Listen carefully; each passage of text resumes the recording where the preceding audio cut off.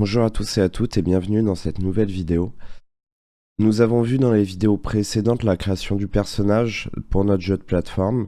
Nous avons vu le ramassage d'objets, comment bloquer et débloquer le saut. Aujourd'hui, dans cette nouvelle vidéo, comme nous l'avions vu, nous allons faire le déplacement de ces plateformes. L'idée avec le déplacement de ces plateformes va être de créer un système où en fait les plateformes vont faire des allers-retours entre deux positions. Donc pour ce faire, on va d'abord créer un nouveau blueprint. Dans le dossier Blueprint Actors, on va faire clic droit, Blueprint Class, et on va créer un acteur. Cet acteur, on va l'appeler BP Moving Platform.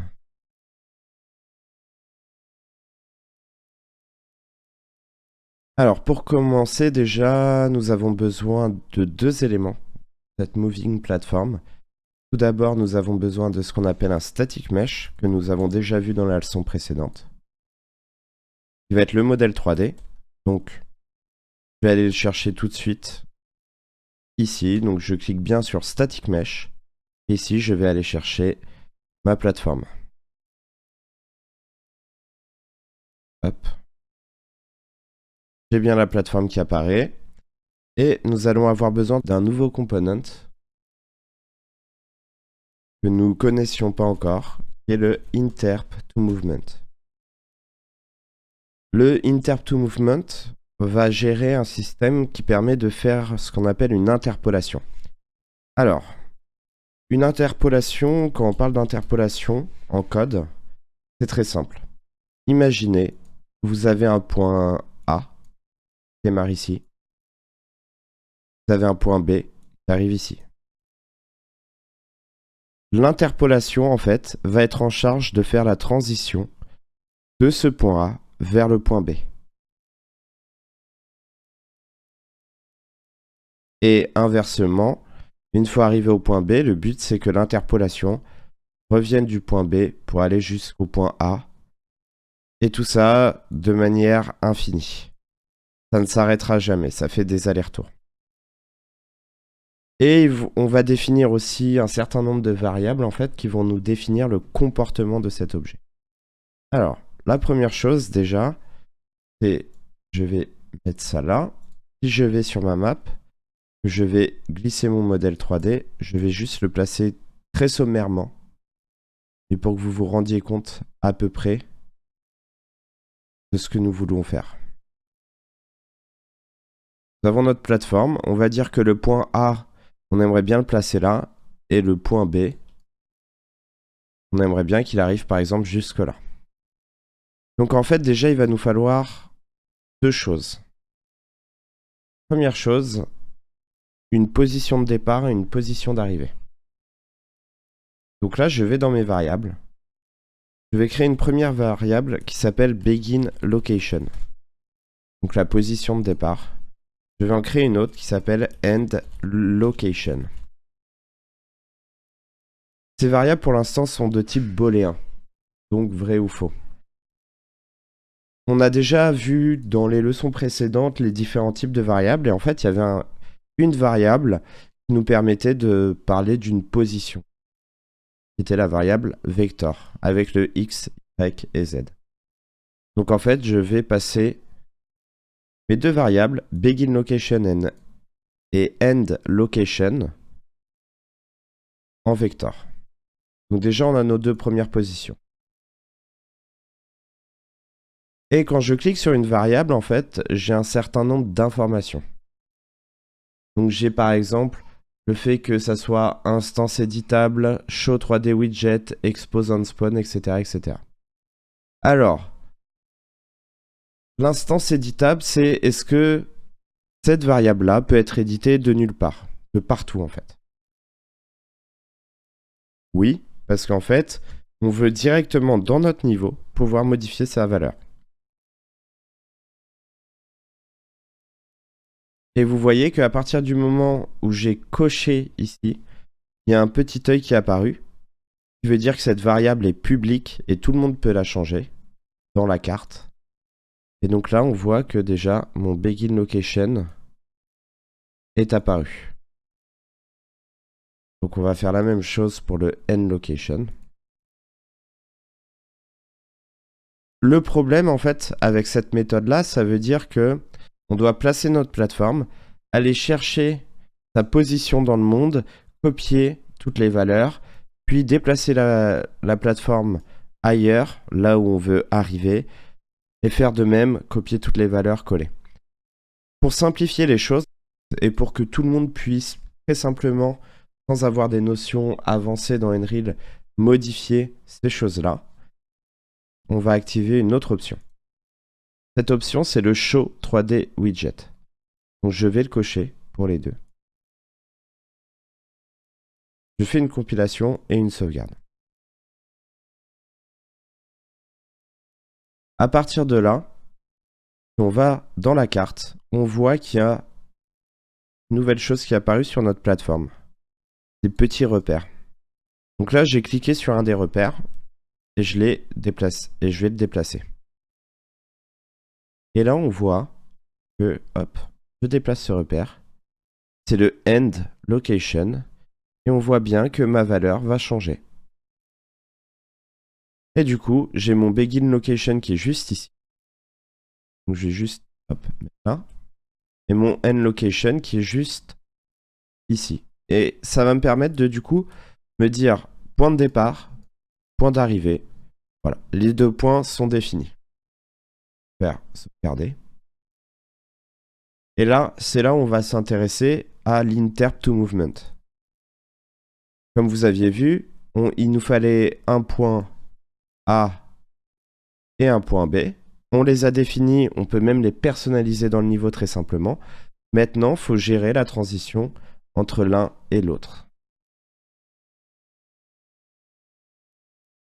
Donc je clique sur Interp to Movement et je vais regarder un peu les valeurs qu'il y a.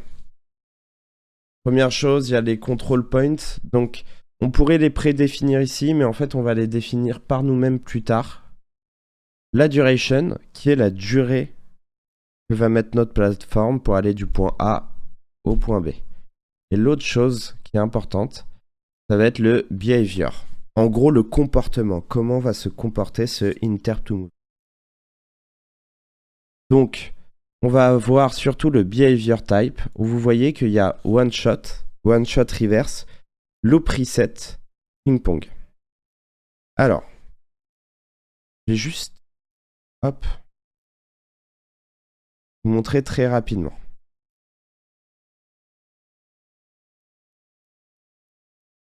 Le one shot, ici, le one shot, le principe même du one shot en fait, c'est que vous allez de A à B.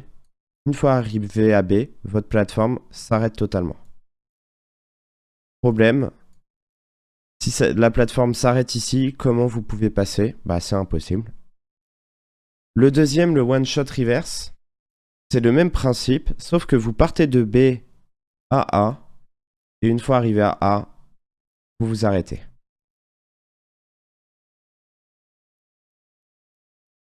Vient ensuite le loop preset. En fait, vous allez de A à B. Une fois arrivé à B, notre plateforme va se téléporter au niveau de A et va repartir de A à B et de manière infinie. Le problème que nous avons avec cette méthode-là, c'est que du coup, ça fait une téléportation de la plateforme. Donc en fait, certains jeux peuvent utiliser cette méthode pour faire par exemple un train qui va passer.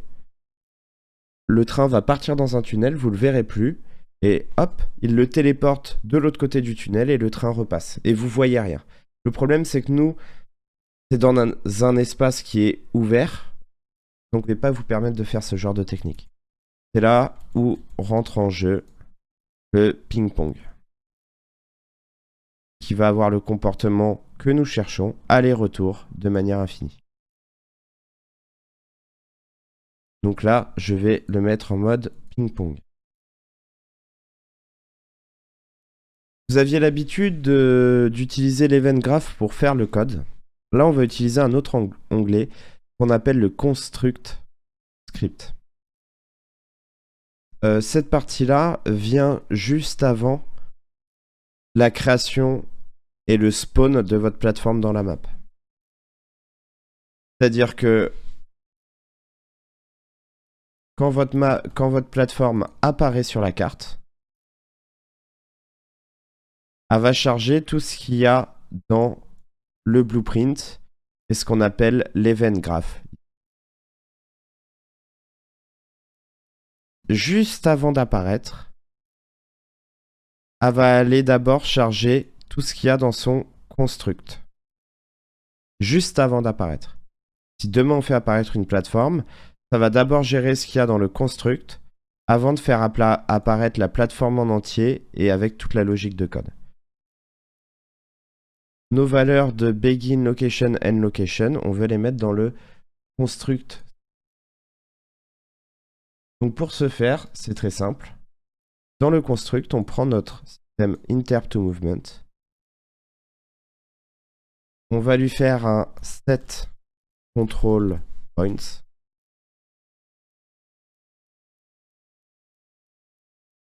Pour le control points, on va faire make array.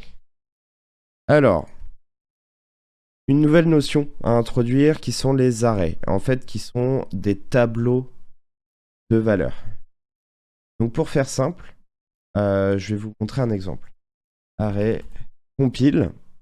Vous voyez que là, dans mon exemple, je peux aller définir sa valeur directement. Quand j'ai bien sélectionné ma variable, je peux aller définir sa valeur x, y et z. Si je clique sur ce petit onglet et que je le mets de type array, donc un tableau en fait de données, enfin compile, save. Et là, il me dit array example et j'ai un petit plus. Si je fais plus, je peux ajouter plein d'éléments dedans. Au lieu d'avoir une seule valeur à la variable, il va avoir un nombre indéfini. C'est nous qui choisissons de valeurs. Pour l'interp2movement, les control points, vous pouvez mettre autant de points que vous voulez.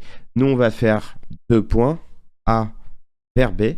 Mais si demain, vous voulez en mettre 10, vous pouvez très bien le faire et ça ne posera pas de souci. Il fera juste un parcours où, en fait, il ira de A à B à C. Et par exemple, hop, vers D ici. Suivant le comportement que vous aurez choisi, il va repasser par exemple à A et il va faire cette boucle-là. Vous pouvez en mettre autant que vous voulez. Nous, pour l'exemple ici, on va en mettre que 2. Et donc là, nos 2 points. On va tirer ici, on va faire un make interp control point. Et là, il va nous demander quelle est sa position. Bah, begin location. On lui fait un plus, add pin. On va lui créer le deuxième point. Make interp control point. Et on va lui mettre le end location. Il save. Donc là, il a ces 2 points. Il sait comment se comporter. Si je fais play, vous voyez que déjà, il se déplace d'un endroit à un autre. Le problème, c'est qu'à partir de là, on aimerait bien définir sa vitesse. Alors, avec le système d'interp2movement, c'est légèrement plus compliqué que ça. On ne peut pas définir sa vitesse directement. On doit définir ce qu'on appelle une duration. Une durée, en fait. Je vais faire duration, qui va être un float, single variable, il save. Je vais, depuis mon interp2movement, faire set duration. Et là, je peux définir sa variable. Je vais prendre la variable que j'ai créée moi-même. Pourquoi créer une variable moi-même? Parce que je pourrais définir sa valeur ici. Le problème, c'est que je veux donner la possibilité aux gens directement dans la map de changer cette valeur-là pour qu'une plateforme à une autre, ils puissent personnaliser le comportement de la plateforme. Donc en fait, sélectionne ma variable duration ici. Je la mets en instance éditable, expose on spawn. Et là, je retrouve ma variable de duration. Si on met la variable à 0, ça veut dire qu'il met 0 secondes pour passer du point A au point B.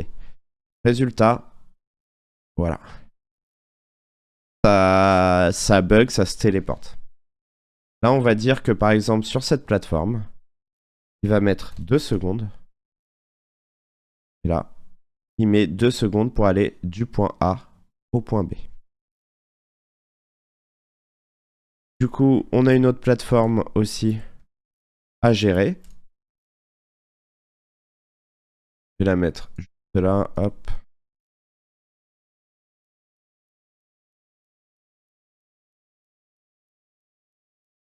Une rotation.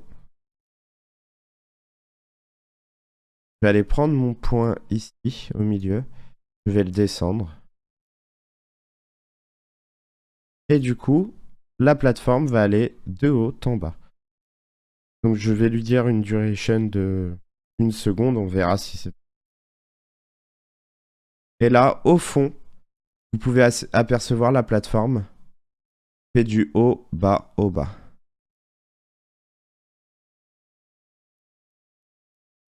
Et en fait, vous pouvez totalement personnaliser le comportement comme vous le voulez.